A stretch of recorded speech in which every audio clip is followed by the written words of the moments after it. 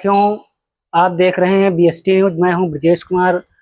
आज एक बार फिर आप लोगों को एक सीतापुर के बहुत ही मशहूर योगाचार्य माननीय श्री झनकार शुक्ला जी आप लोगों को योगा के बारे में बताएंगे कि कैसे योगा से बीमारियां दूर होती हैं और कैसे लोग इससे अपने शरीर को स्वस्थ और मस्त और समृद्ध बनाया जा सकता है। और यहाँ पे उपस्थित हैं, इनसे कुछ बात करते हैं योगा के बारे में। क्या कहना चाहेंगे आप? देखिए, जैसा कि पहली बार जब आप लोग हमारे पास आए थे और आज दूसरी बार हमारे पास आए हैं, तो ये स्थान जो है बड़ा बड़ा मनोरम और बड़ा दिव्य है। और ये महायोगी का स्थान है। योगी तो बहुत हैं, लेकिन महायोगी आदिदेव महादेव ही हैं। ये उनका दरबार है। तो और वो जो भोलेनाथ हैं वो बड़े सरल देव हैं, ये गाल बजाने तक से प्रसन्न हो जाते हैं। तो यहाँ पर योग के संबंध में बताकर और योग के संबंध में जानने समझने का जो अवसर आप लोगों ने दिया, इसके लिए आप सबको और बीएसडी न्यूज़ चैनल को बहुत बहुत धन्यवाद। तो पिछली बार मैंने आपको शरीर को रिलैक्स करने के संबंध में बताया था और पैंक्रियाज और हाथों के और उसके संबंध में बताया था। आज हम कुछ शरीर के और महत्वपूर्ण अंग जो हैं उनके संबंध में जो योगासन और जो प्राणायाम जरूरी है उनके संबंध में बताना चाहेंगे। बिल्कुल बताइए। और कुछ हमारे दर्शकों को एक विशेष जो जिनमें लाभ मिलता है योगा करने से, उन्हें भी ज़्यादा जरूरी करके जो है बताइएगा। ठीक। तो देखिए, ये हमारा जो पैकेज है, उस पैकेज में 5 योगासन है और 5 प्राणायाम है, जिसमें 2 के संबंध में आपसे हमारी बात हो चुकी है और आज एक तीसरे योगासन के संबंध में और 2 और प्राणायाम के संबंध में हम आपसे बात करना चाहेंगे। तो एक बहुत सरल योगाभ्यास है, योगासन है कि अपने दोनों पैरों को इस तरीके से जोड़िए और जोड़ करके इनको जितना आगे तक या झुका सकते हैं, अपने अंग से इसको सटा सकते हैं। तो इसको करके कम से कम 100 बार इसको इस तरह से करिए। तो इससे क्या होता है, इससे एक तो ये जो जंघा होती है ये, और ये जंघा जो है सुषुम्ना नाड़ी से यहाँ कमर से ये इसका जुड़ाव होता है। ये सुषुम्ना नाड़ी जो होती है वो पूरे जैसे आप ऐसे समझिए कि जैसे वो चेचिस होती है किसी मोटरसाइकिल की, किसी कार की, तो वो उस पर सब कसा होता है। तो ये जो सुषुम्ना नाड़ी है वो उसी पर पूरा शरीर जो है निर्भर होता है और कसा होता है। मस्तिष्क जो है वो सुषुम्ना नाड़ी के द्वारा जो जाल बुनता है, नसों का जो जाल है, उसको मस्तिष्क उनको आदेश देता है और तब वो सब नसें और वो सब चीजें काम करती हैं। तो आपने देखा होगा कि कभी कभार ये होता है कि कहीं उनका कमर से नीचे भाग नहीं उठ रहा, उसमें दर्द बहुत है। तो ये जो योगाभ्यास है, इसको 100-200 बार अगर हम करते हैं तो कमर से सुषुम्ना नाड़ी का और जंघा का जो जुड़ाव है वो मजबूत होता है, पुष्ट होता है और वो सक्रिय हो जाता है। जो उसकी निष्क्रियता है वो समाप्त हो जाती है। ये इसका एक बड़ा लाभ है। और इसके बाद में एक और प्राणायाम के संबंध में हम बताना चाहेंगे, जिसे भस्त्रिका प्राणायाम के नाम से जाना जाता है। भस्त्रिका प्राणायाम क्या होता है कि आपने सुना होगा, देखा होगा, आप अनुभव करते होंगे कि ये जो टप टप नाड़ी चल रही है, आपने कभी सोचा ये क्यों चल रही है? ये केवल इसलिए चल रही है कि आपके शरीर को आपका फेफड़ा ऑक्सीजन दे रहा, शुद्ध ऑक्सीजन दे रहा है, इसलिए ये आपकी नाड़ी चल रही है। ठीक है। ऑक्सीजन, इसी को प्राणवायु भी कहते हैं। ये ऑक्सीजन अगर शरीर को मिलनी बंद हो जाएगी और वो हो जाएगा तो प्राणवायु निकल जाएगी, प्राण नहीं रह जाएंगे। तो ये जो भस्त्रिका प्राणायाम है, तो इसमें जब हम भरपूर ऑक्सीजन भरते हैं अंदर, देखिए आप ऐसे देखिए, ऐसे ऐसे करके हम पूरी जितनी हम भर सकते हैं भरते हैं।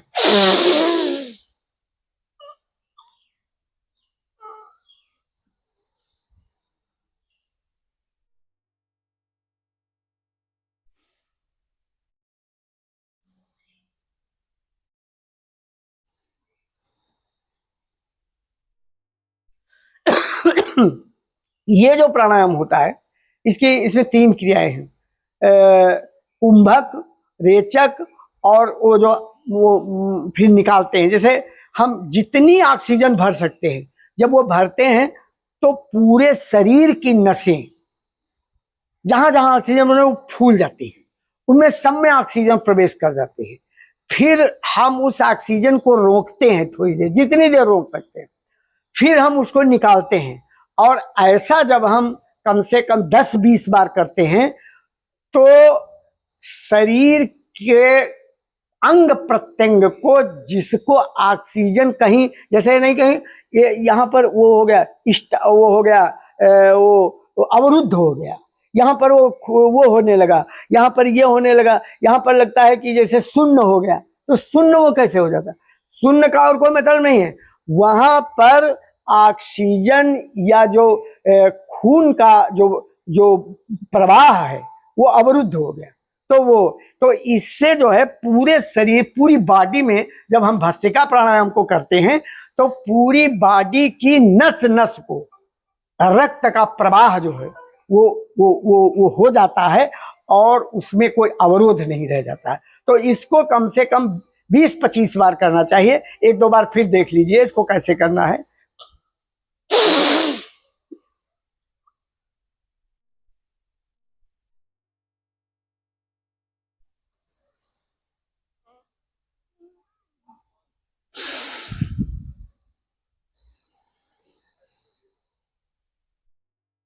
इसमें खास बात इस प्राणायाम में रखने की है कि भरने में सांस को कोई कंजूसी न करें, जितनी भर सकते हो भरे, फिर उसको जितनी देर रोक सकते हो, 10 सेकंड 20 सेकंड, फिर आपका अभ्यास हो जाएगा तो आप 1 मिनट रुक जाएंगे।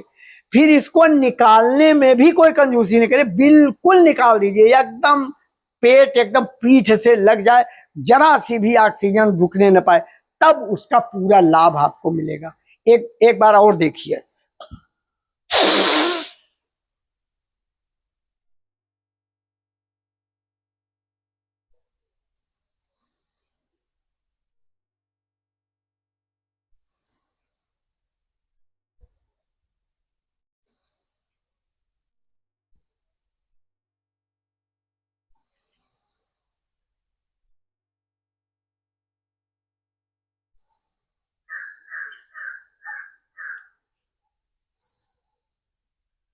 तो इस क्रिया को, इस भस्त्रिका प्राणायाम को जो भी 10-20 बार अगर करेगा दिन में, प्रत्येक दिन करेगा, तो उसकी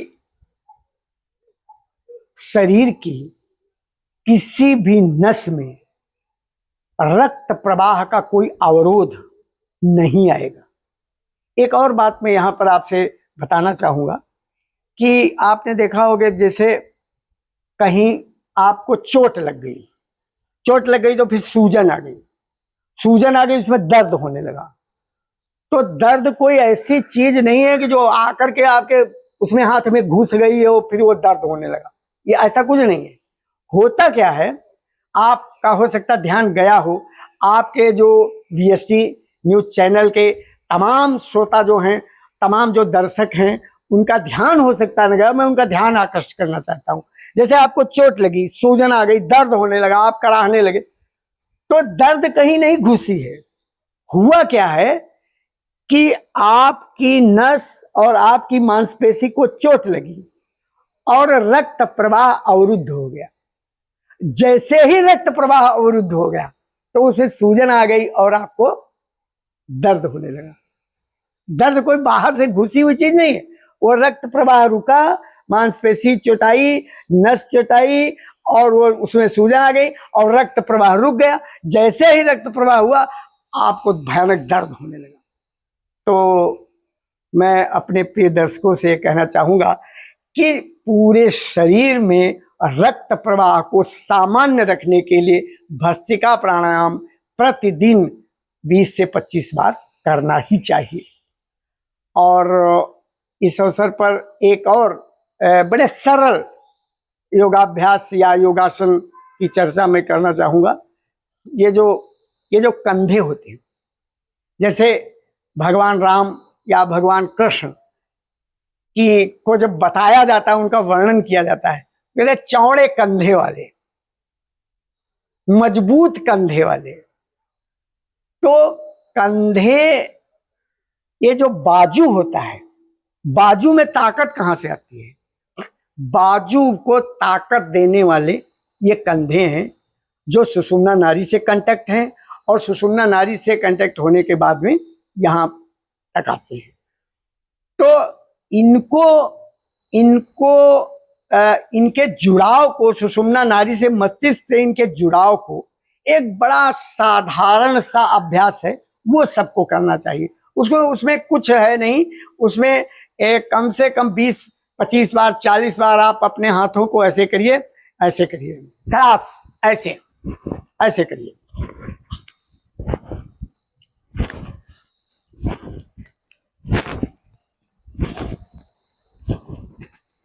फिर 25-30 बार ऐसे करिए।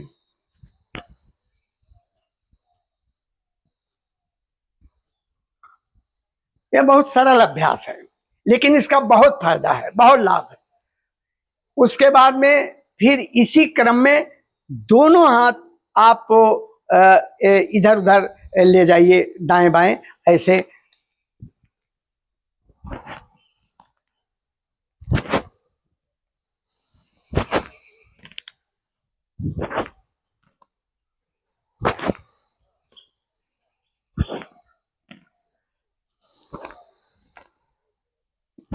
तो इससे आपका बाजू, आपका कंधा हमेशा ताकतवर बना रहेगा और इसमें जो प्रवाह है ऑक्सीजन का, रक्त का, वो प्रवाह हमेशा सामान्य रहेगा। और जब रहेगा तो जैसे लोग नहीं कहते हैं, कुछ हो गए, अरे आज हमारे वैसे कोई, वो हाथ में दर्द होने लगा। दर्द नहीं होगा, आप प्रयोग करके देख लीजिए, दर्द नहीं होगा। हमने BSD न्यूज़ चैनल को जो संचालित कर रहे हैं आलोक जी से, कई बार इनसे हमारी बात हुई, तो उन्होंने कहा ये दर्द हो रहा, वो दर्द हो रहा। मैंने इनको बताया कि ये प्रयोग करिए और ईश्वर की कृपा और महायोगी महादेव की कृपा कि इनका दर्द ठीक हो गया। अब एक और योगाभ्यास बताते हैं आपको, आपके दर्शकों को, कि ये जो आंतें हैं, आंतों की क्रिया मैं आपको बताना चाहूँगा कि एक छोटी आंत होती है, एक बड़ी आंत होती है। तो जैसे हम खाना खाते हैं तो वो आंत पहले हम दांतों से चबाते हैं, फिर आंतों के भी दांत होते हैं, वो अपनी दांतों से आंत खाने को चबाती है। धीरे धीरे धीरे धीरे धीरे चबाते चबाते वो ऐसे ऐसे होती रहती है, आंत ऐसे ऐसे होती रहती, उसको चबाती रहती, उसको पचाती रहती। फिर धीरे धीरे वो जब पच जाता है, उसके जो तत्व हैं जो शरीर को जरूरी हैं, वो तत्व शरीर को जो वो पहुंचा देती, तो वो जो मल होता है वो मल द्वार के द्वारा निकल जाता है। ठीक है, तो उसमें कहीं कोई अवरोध न हो, वो आंतें ठीक से काम करें। और वो आंतें काफ़ी, उनकी लंबाई इस समय में एक्यूरेट नहीं बता पाऊंगा, लेकिन वो काफ़ी लंबी होती हैं और उनमें वो धीरे धीरे धीरे धीरे, मतलब लंबी का मतलब 10-20 सेंटीमीटर की नहीं, मीटर 2-3 मीटर की हो सकता होती हूँ। आप लोग गूगल में पूछ लेना।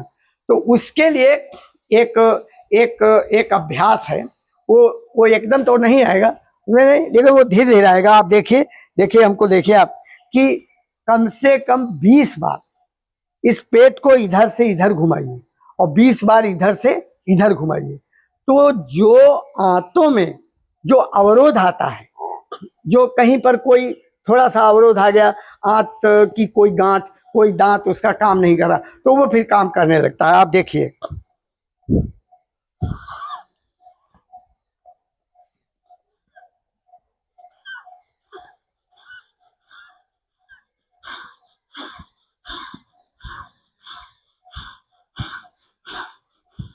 बीस बार ऐसे करिए, फिर 20 बार इधर से इधर घुमाइए।